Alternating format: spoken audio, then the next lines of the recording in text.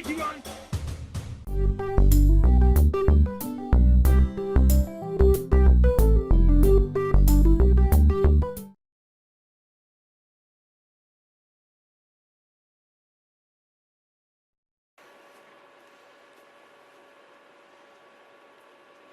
Whoa!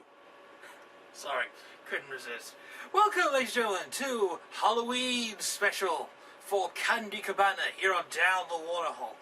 We have 3 products that we're going to be trying for this spooky edition.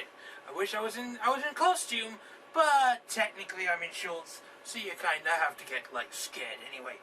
These three candy products are arrangements from Cadbury's, Mr. Kipling, and an unknown, because I can't be asked to find the unknown. Anyway, we're going to take a look at these in each different form. First of all, we're going to be looking at our first product today, the creepy cake bars, cinder toffee flavored. Now, basically, ooh, hello. I saw that in the back. Beanie Rolls blackcurrant flavor.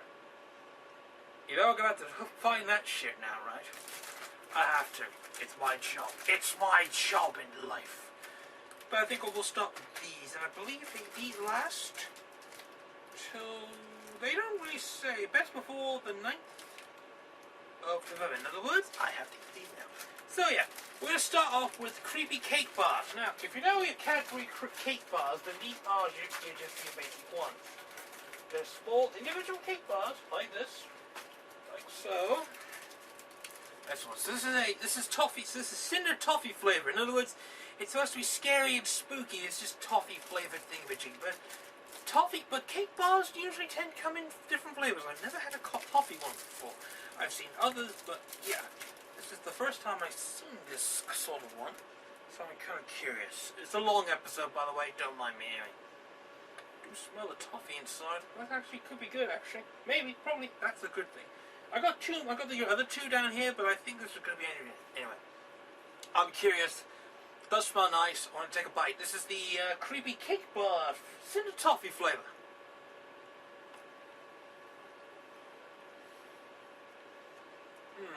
It's a cake bar, but that toffee flavor is lovely. Yeah. I agree.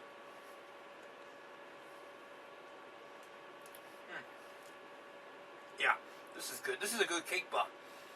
It's got a strong toffee flavor. Cake, but chocolate in the cake. Cake is good. The chocolate is crumbly and nice, and the toffee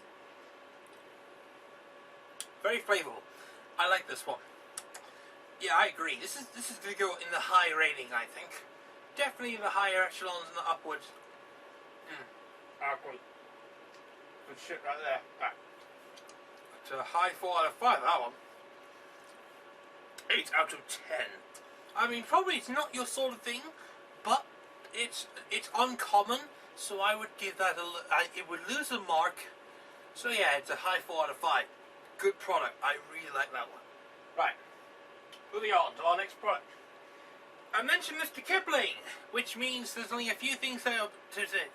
We're not going to be trying his 16 good cakes. We're not going to try any of his other stuff. We're going to say hello to the Witch's Hat Fancy. So, this is the first time a French fancy is actually on the show. Now, if you don't know what a French fancy is, so basically, this is the French fancy right here. See this? Gonna take a look at that. It's a very small cake-like thing with a thing of globule green in the middle.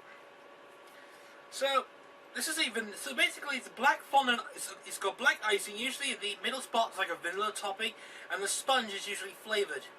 Sponge is usually plain, but I think it gets away with it because usually the frosting is actually very good. The thing is in the background, but they actually flavored the insides this year, so I'm kind of curious. Anyway, let's open up with this next one here. And they do look kind of good, actually. Especially the one that looks really awkward. I think I might have to eat him. So, yeah.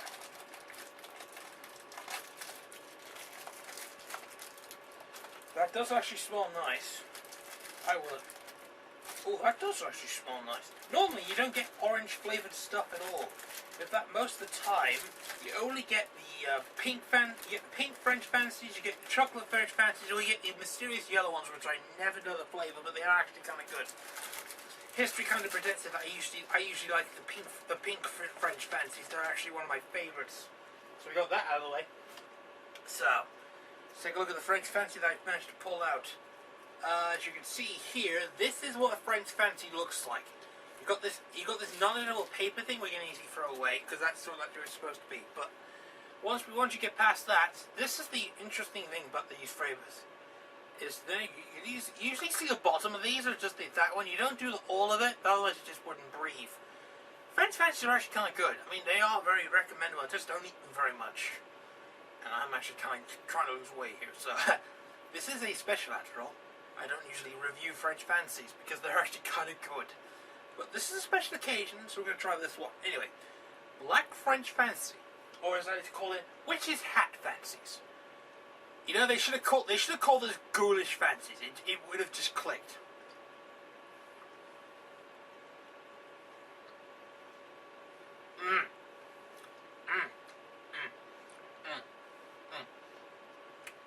That is good.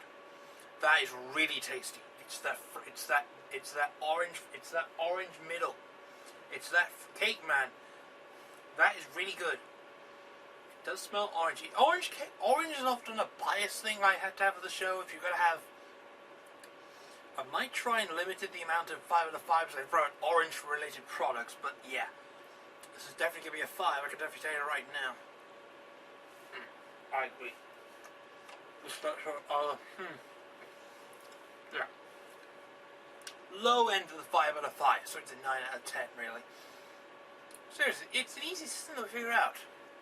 It's actually pretty good. Now, last one is a relatively unknown product, and it's another echelon of when it comes to a certain brand. It could be when they start to expand out of their range, and yeah, Tango Jaffa Cakes, folks. Real reason why I don't do the real Jaffa Cakes on the show, because they're too fucking good. But you got Tango filling for the jelly stuff. So if you never had a Jaffa Cake, you're pretty much sure you've heard at least 2 or 3 references. At least a couple of references here and there. The Mega Man 2 LP. If you fondly remember that, there were a lot of Jaffa Cake stuff.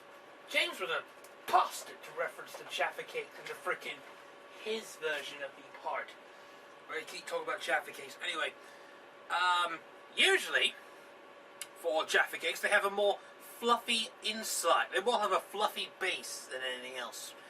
If you never had a Jaffa Cake before, you're missing out on McVitie's Jaffa Cakes. You really are. You should actually be having a box or eating them at least by now. Have them at least once in your life, because you know that you can't have anything else. That's why a lot of Jaffa Cakes tend to fucking fail, because McVitie's are the only good brand. The only things that are technically good enough to compete are the European ones. And even then, they have some interest, and they have multi-variety of flavours. Mind you, Jaffa Cake did try and do some flavour in their variety, but I missed the lemon and lime one, and I missed the blackcurrant one. Anyway, this is probably going to be terrible, isn't it? Yeah, I'm thinking this is going to be like a cheap version of a freaking Jaffa Cake, and this is not going to be good, isn't it? It's fucking raining too, which is interesting. Anyway, gonna open you up. Yeah, this is what a Jaffa Cake is, folks. It's just a chocolate thing, but the thing is inside. So let's try you. Yeah, base is fine.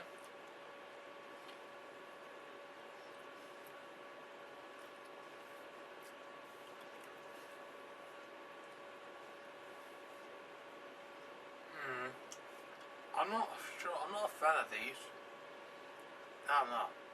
No. Folks, when you have a Jaffa Cake, the bottom part is supposed to be rich and enticing, and it joins in with the other 2. They have 2 of the others, but they don't have the right flavor in the bottom. It's a terrible product. It's good, but at the same time, it's bad. So it just gets it middle of the road, really. 3 out of 5 for this product. So, probably going to leave these out. But that's going to be all for now. So, till next time. Happy Halloween, bitches!